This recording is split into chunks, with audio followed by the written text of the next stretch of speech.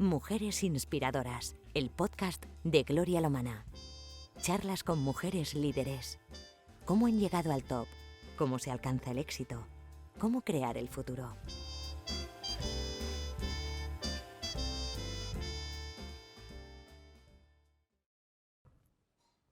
Hola, hoy vengo a hablaros del día 25N, de los días en los que estamos, de este mes de noviembre, de la eliminación de la violencia contra las mujeres, un tema que en Conciencia nos debería de ocupar todos los días del año.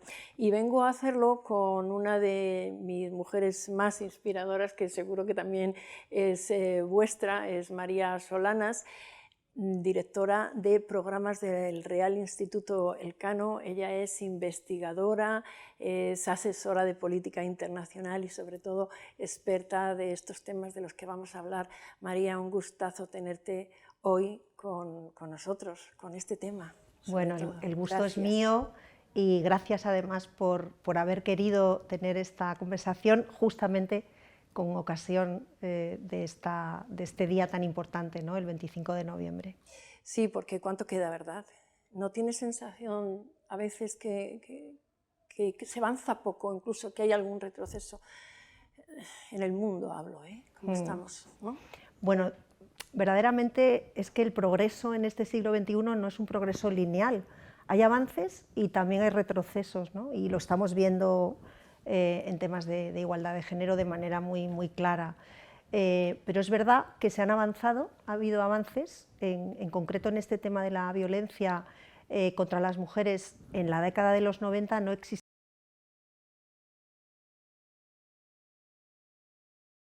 A fecha de 2018 ya hay 144 países que han adoptado legislaciones para luchar contra esta violencia de género.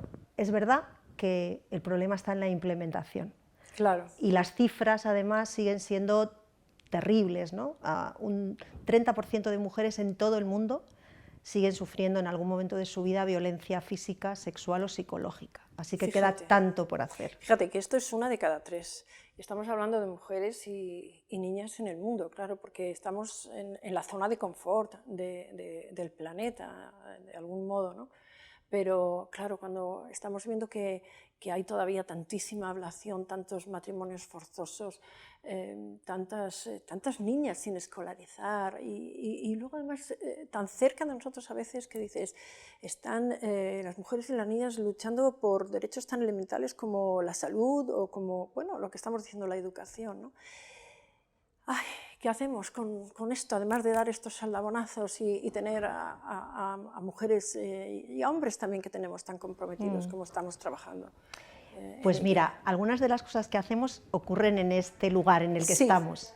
Porque estamos en la sede. Me has traído que veo que es UNICEF y explícame. Sí, pues estamos en la sede del Comité Español de UNICEF, que es uno de los principales comités nacionales que tiene la organización UNICEF, y entre las cosas que hace UNICEF, repasando algunas cifras, he chequeado que hemos atendido a 358 millones de niños en 190 países. Madre mía. Que se han vacunado a casi 1.000 millones de niños en todo el mundo, casi la mitad de los niños del mundo, que hemos actuado en más de 400 crisis humanitarias en todo el mundo, en 128 países, que hemos escolarizado a 38 millones de niños que no tenían acceso a la educación y hemos entregado a 28 millones de niños material escolar. O sea, esto cambia la vida de los niños. No solamente son cifras y de las niñas, ¿no? Estamos hablando de que los niños menores de 5 años han podido acceder a programas de prevención de nutrición gracias a una organización como esta, ¿no? Que venimos precisamente aquí porque tú eres vicepresidenta de UNICEF, que vaya tarea bonita que haces, aunque sea tan doloroso, porque me imagino que en tu vida como asesora también de política internacional y tan comprometida con estos asuntos, has debido de conocer alguna historia de esas que siempre hay un antes y un después, ¿no? Alguno de esos momentos que dices, te marcan, ¿eh? Sin duda. Por un lado, siento un enorme privilegio, por poder desempeñar esta tarea voluntaria de vicepresidenta segunda de UNICEF, porque es un honor, es un regalo realmente, ¿no? Poder contribuir a garantizar los derechos, porque estamos hablando de derechos, ¿no? De los niños y las niñas, pero sin ninguna duda la oportunidad que tienes realizando esta tarea, sobre todo en el plano internacional, de conocer la realidad, la de verdad, no solamente la de las cifras, es demoledora, ¿no? Recuerdo un viaje que te remueve mucho, ¿no? Casi al inicio del primer mandato, tenemos 2 mandatos, el patronato de UNICEF, y hay esa limitación que está muy bien. Al inicio del primer mandato, en 2018, tuve la ocasión de ir a un campo de refugiados rohingya en Myanmar. Niños y niñas que no tienen nada, madres que acompañan a esos niños y a esas niñas que no tienen nada, que no pueden ir por la noche a las letrinas porque pueden sufrir violencia en el camino. Una realidad que está muy alejada de nuestra propia realidad y que en este campo de refugiados tenían cierto espacio de seguridad y de derechos muy básicos, en parte gracias a la tarea que hacemos los ciudadanos que nos comprometemos con organizaciones como UNICEF, ¿no? Porque al final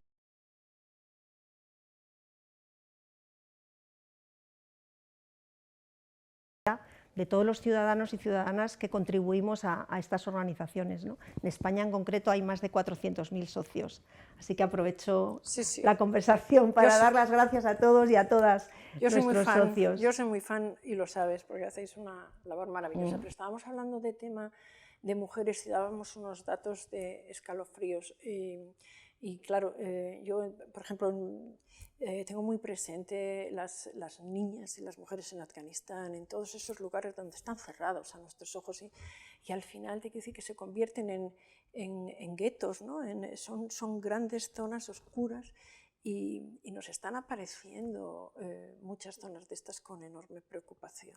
Sí, y es cierto además que estamos viviendo unos años en este siglo XXI que son particularmente dolorosos para los derechos y las libertades de las mujeres, que en la década de los 90 o los 2000 pensábamos que estaban conquistados, ¿no? y todas lo pensábamos, ¿no?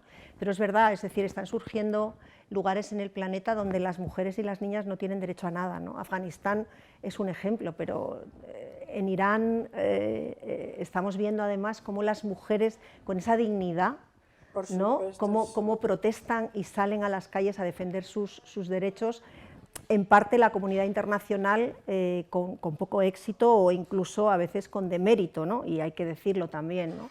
Pero Afganistán es muy sangrante porque además es un lugar en el que las mujeres habían conseguido algo de recorrido, de horizonte vital, que ha desaparecido por completo y se les ha negado todo, ¿no? Se les niega la educación a las niñas. Y a partir de ahí se cierra todo. A partir de ahí, ¿qué horizonte, ¿no? Si no hay educación, si no hay posibilidad de aprender, posibilidad de pensar en un horizonte vital, ¿cuál es el lugar de esas mujeres y de esas niñas en el mundo, ¿no? A mí me gusta, te sigo desde hace tanto tiempo y te admiro mucho, María, y a veces me he preguntado, y te lo voy a preguntar ahora que tengo esta ocasión para compartirlo, y entonces yo, bueno, te pregunto esto precisamente, ¿no? ¿De dónde te viene esta vocación que tienes, este compromiso, que claro, cuando una comienza su carrera profesional, tampoco sabes que vas a tirar hacia este mundo de tanta colaboración, además, ¿no? Bueno, pues la verdad que siempre me ha interesado el mundo desde que era muy pequeña, ¿no? Me ha interesado el mundo, lo que pasaba en el mundo, analizarlo, estudiarlo, pero también cómo cambiar las cosas, ¿no? en ese mundo, claro, ¿no? Es decir, esa doble vocación o esa pulsión que tienes de estudiar, de analizar, de saber más, pero también de hacer, ¿no? O sea, pensar y hacer, ¿no? Y bueno, es verdad que también al mismo tiempo me interesa mucho la sociedad, ¿no? Estudié sociología porque me interesaba mucho la sociedad, ¿no? Y estudié periodismo porque me interesaba el mundo. Y la comunicación, contar claro, lo que entonces, ¿cómo funcionan las sociedades? ¿Cómo se relacionan? ¿Cómo se tejen esas relaciones en las sociedades? También me llevó ya desde muy joven a entender las relaciones entre hombres y mujeres, entender la desigualdad de género, ¿no? Y bueno, pues al final esas dos pulsiones me fueron llevando con mucha suerte también, y por qué no decirlo, con mucha fortuna, ¿no? Pues a poder combinar la vocación de hacer, de analizar y también de colaborar, ¿no? Pero es verdad además que yo soy hija de mi tiempo, ¿no? De alguna manera, bueno, y hija de mi madre, esto lo tengo que decir. Bueno, tu referente, tu madre, ¿sí? Sí, Qué bueno, qué bonito. Sí. Soy hija de mi tiempo, ¿no? Estudié en los 80, gracias a que tuve oportunidades para estudiar con beca, me fui de mi ciudad natal, una ciudad asturiana, vine a Madrid y ahí pude estudiar las dos carreras, y luego tuve, pues, como digo, mucha suerte, mucha fortuna, y luego tuve la gran imagen, ¿no? De las alas que me dio mi madre para volar, ¿no? Y esto, bueno, pues yo creo que me ha marcado mucho a la hora de pensar que hay cosas que hay que cambiar, y que esas cosas hay que cambiarlas siempre haciendo. No se pueden cambiar mirando solo, ¿no? o analizándolas, sino también haciendo, ¿no? Para que esas cosas cambien. Yo siempre digo que hay que soñar en grande, pero también hay que hacer en grande, porque si no te quedas solo ahí, y es verdad que hay que actuar. Te estaba escuchando la historia de tu madre y de algún modo es también la mía, ¿no? Madres que en ese momento tenían que renunciar a tantas cosas, pero que han querido que sus hijas, pues eso, volaran, ¿no? Esto que has dicho de las alas me parece maravilloso. Y así es como comienzas ya en Madrid, donde tú encuentras esa libertad. Sí. Y ahora, como directora de programas de Elcano, además, estás muy especializada en estos temas de bueno, lo que nos ocupa en este 25N. También, ¿de qué manera llegas también a encontrar esta vertiente en ti que te hace, bueno, pues, dar aldabonazos permanentes como estás dando de la necesidad de conquistar y acelerar la igualdad de género? Pues la verdad que vuelvo otra vez a los primeros años, ¿no? Cuando mis primeros años de trabajo, tuve la suerte, porque eso es una fortuna en la vida, de encontrarme muy joven con un entorno profesional en el que podías ser tú mismo, ¿no? Y podías incluso ser peleona, ¿no? Y tuve la suerte de tener tanto colegas como jefes y jefas, hombres y mujeres, que querían, ¿no? Que tú fueras peleona y que tuvieras iniciativa, ¿no? Y eso creo que marcó mucho una idea que intento además trasladar en el trabajo diario, ¿no? Y es que las mujeres y los hombres tenemos que ser radicalmente iguales. Lo tenemos que ser, no solamente es que lo somos, lo tenemos que ser. La igualdad tiene que ser no solo real, jurídica, formal, tiene que ser real y tiene que ser efectiva, porque eso es bueno para todos, para el conjunto de la sociedad, para los hombres, pero también para las mujeres, para nuestras hijas, para nuestros hijos, para los negocios, para las organizaciones no gubernamentales, ¿no? para el mundo en su conjunto, ¿no? Y ahora en Elcano, trabajando en temas de relaciones internacionales, me parece que es un binomio fundamental, ¿no? La igualdad de género y las relaciones internacionales. Porque además todo lo que pasa en la sociedad entendemos que tiene un impacto internacional, y lo entendemos también al revés. Lo que impacta en el mundo nos impacta a las sociedades. ¿Cómo no va a impactar en el escenario internacional la desigualdad estructural entre hombres y mujeres, ¿no? Uno va descubriendo además, cuando van pasando los años, que esa desigualdad es estructural, porque no sucede solo cuando eres joven, se mantiene en el tiempo, ¿no? Y evolucionamos, avanzamos, claro que sí, pero no logramos a veces que haya una masa crítica para destruir completamente los estereotipos. Esos siguen ahí, ¿no? Lo que se espera de los hombres, lo que se espera de las mujeres. Por eso creo que me viene de lejos, ¿no? Pero es verdad que estos años trabajando en el mundo internacional, que ha sido mi recorrido durante casi los últimos 30 años de mi vida ya, pues la igualdad de género siempre me ha acompañado, ¿no? Como con esa mirada de perspectiva de género también a lo que pasa en el mundo. No creáis que no es una oportunidad escuchar a María Solanas hablando de ella misma, porque no suele hacerlo, y yo por eso pues, estoy queriendo saber cómo se ha construido, y es una maravilla que nos estés contando, María, así con detalles desde tu ciudad natal, cómo viniste a Madrid, cómo te ha surgido toda esta pasión, porque has asesorado mucho, pero siempre en la sombra. De algún modo, no sé si lo interpreto bien, pero yo así lo he percibido durante mucho tiempo. Y porque eres gran experta en política internacional, como estamos diciendo y como se la puede leer. Por cierto, os recomiendo que lo hagáis porque es una delicia y se aprende una barbaridad. Pero claro, siempre ahí como por detrás haciendo papeles. Y claro, eso, ¿cómo se vive eso? ¿Cómo se sobrelleva? No, pues bueno, la verdad que sí, no estoy muy acostumbrada a hablar de mí, pero bueno. Bueno, la verdad que yo creo que la tarea de asesoramiento, ¿no? Y yo he tenido también la suerte de asesorar a un presidente del gobierno, ¿no? Lo cual, bueno, pues ha sido un privilegio también y una experiencia fantástica, ¿no? En todos los sentidos.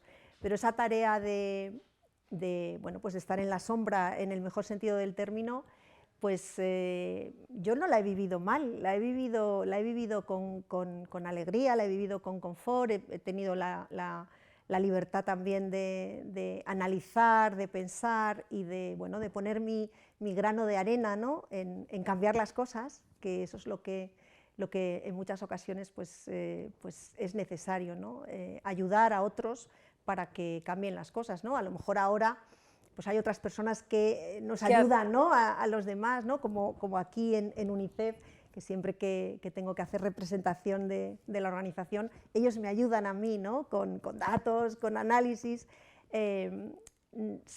Yo he vivido todas las etapas profesionales de mi vida con mucha sensación de privilegio, ¿no? y de felicidad y de plenitud, esa es la verdad. Qué bonito, y ahora, plenitud. Y ahora también en el Real Instituto Elcano, donde efectivamente, ¿no? Escribimos y firmamos y salimos a la luz. ¿Y eres tú? pues bueno, también lo estoy viviendo con mucha plenitud, ¿no? y con un sentido de privilegio, porque poder hacer un análisis en el que con honestidad intelectual puedas poner tu nombre porque bueno, crees en lo que escribes, ¿no? Y crees en lo que estás proponiendo o en lo que estás sugiriendo o en lo que estás criticando, ¿no? Porque el pensamiento crítico es clave en las relaciones internacionales y en el análisis. Y en todo. Pues tiene una parte muy luminosa que también es muy satisfactoria. Es que además necesitamos, y yo siempre se lo digo a todas las mujeres con las que charlo, voces de mujeres referentes, o sea, que se vea tu formación, tu constancia, tu esfuerzo, tu trabajo, tu superación, que por eso estás aquí, en estas posiciones hoy, y por eso cada vez que escribes pues se te lee iba a decir voracidad casi, pero estás deseando de encontrarte firmas y que sean acreditadas, ¿no? Porque estábamos hablando, 25N, Día Internacional de la Eliminación de la Violencia contra las Mujeres.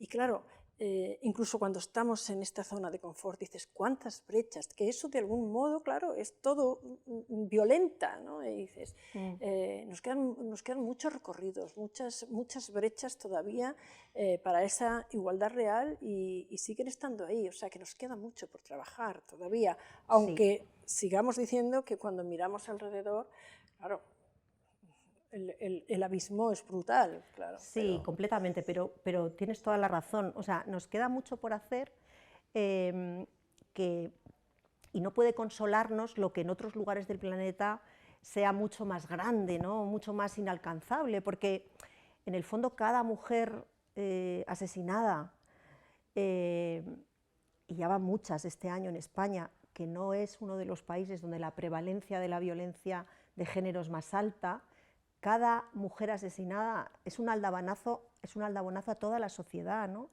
La violencia de género, y por eso se celebra, o se conmemora, mejor dicho, el día 25 de noviembre, nos recuerda que este es un problema social que tenemos que abordar como sociedad, que no pertenece al ámbito privado, que trasciende clases sociales, que trasciende niveles educativos.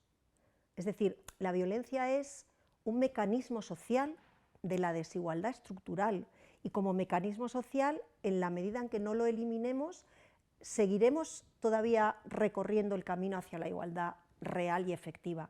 Mientras no todas las mujeres seamos iguales, no tendremos la igualdad real. Por tanto, sí, queda mucho por hacer. Creo que la sociedad española ha avanzado enormemente, Muchísimo. enormemente. Incluso ha ido más lejos que los propios avances políticos o económicos. Es decir, la sociedad tiene una conciencia frente a ese reto que la hemos visto, y la hemos visto hace poco, ¿no? Lo hemos visto hace poco en el Mundial de Fútbol Femenino. La sociedad española ya dice no, la violencia no puede entrar en nuestro esquema de convivencia, ¿no? De qué sociedad queremos ser. Y eso me lo llevo también al plano internacional. Eso ha sido también en buena medida gracias a días como el 25N, que se decidió hace 30 años con una declaración de la Asamblea. 1981, sí. En 1993 se aprobó la declaración de la Asamblea General, en la que recordaba e instaba a los Estados miembros de la Asamblea General a poner en marcha medidas legislativas para prevenir la violencia y para reparar y dar justicia a las víctimas de la misma. Es decir, la sociedad internacional también hace que los Estados cambiemos, evolucionemos, avancemos, ¿no? Es verdad que ahora no estamos en un momento muy bueno en el plano internacional. Y yo veo algunos liderazgos masculinos por el mundo que me preocupan muchísimo. Muchísimo. Desde luego. Hay cada personaje por ahí que... Desde luego. ¿Cómo ves este futuro? Por último, te quería preguntar. Dame alguna alegría, aunque, en fin, tenemos motivos de esperanza por lo que acabas de decir también, pero en general en el mundo, ¿cómo ves estos próximos años? ¿Qué tendríamos que acelerar, hacer, denunciar, luchar? Bueno, una primera idea es que estamos viviendo tiempos de una incertidumbre que no habíamos conocido en décadas anteriores, ¿no? Y es difícil saber cómo vamos a evolucionar, ¿no? Sin embargo, la otra cara de esa moneda es el mayor riesgo geopolítico que podemos sufrir es la ineficacia de la cooperación multilateral. Por lo tanto, aquellos países, ¿no? Europa, desde luego, ¿no? Algunos países de América Latina, algunos países de Asia, like-minded, ¿no? Como se suele decir, tienen claro que la cooperación es el único mecanismo que puede ayudarnos a navegar esta incertidumbre y esta volatilidad, ¿no? Hay también unos cambios positivos en la redistribución de la riqueza mundial. En algunos lugares del planeta, pues, las economías han ido progresando de una manera, pues, relevante, es decir, la pobreza ha disminuido. Es verdad que la COVID supuso un parón a esos avances, pero hay algunos indicadores de la Agenda 2030 que sí estamos cumpliendo, pocos. Y en materia de igualdad de género creo que solo el 15%. Fíjate. Solo el 15%. Mi elemento positivo no tiene que ver con la bola de cristal, pero tiene que ver con la voluntad de los gobernantes, en la que tiene que haber más mujeres gobernando. Esto es evidente, ¿no? Y tiene que ver con la voluntad de sentarse para analizar cómo resolver retos globales que es imposible abordar de manera individual por parte de ningún país del mundo, y avanzar hacia un camino que es el que yo considero más quizá plausible de cómo contribuimos entre todos, con las diferencias que ahora estamos viendo también entre bloques regionales, la fragmentación, la rivalidad estratégica entre Estados Unidos y China, cómo contribuimos a proveer los bienes públicos globales que todos necesitamos y que necesitan esa contribución global, ¿no? El clima, la seguridad, la paz, la igualdad de género, que para mí es ese bien público global que tenemos que volver a recuperar en el centro de la agenda internacional. Creo que una agenda de provisión de bienes públicos globales compartida con el sur global, con la Unión Europea, con América Latina, con Estados Unidos, con Asia-Pacífico, ahí en esa agenda quiero pensar que algunos países o muchos países pueden encontrarse. Que además donde tú te sientes cómoda hablando porque eres experta en América Latina, te interesa mucho Europa, pero muy experta y has trabajado mucho también con Asia, Pacífico, todo esto lo has tocado y nos dejas ese deseo. Y sobre todo yo creo que muchos deberes. Después de los objetivos del milenio, estos ODS no se van a terminar de cumplir en la Agenda 2030, así es que yo creo que con mujeres como María Solana nos tendremos que poner las pilas y ya pensar que nos ponemos a otros objetivos ya a continuación. Ojalá que solamente el 25 de noviembre tengamos que recordarlo pronto, solo para homenajear y recordar en lo más hondo a las mujeres que sufrieron violencia, pero porque no tengamos que seguir viendo estos casos y tener que hablar de tanta discriminación, porque es durísimo.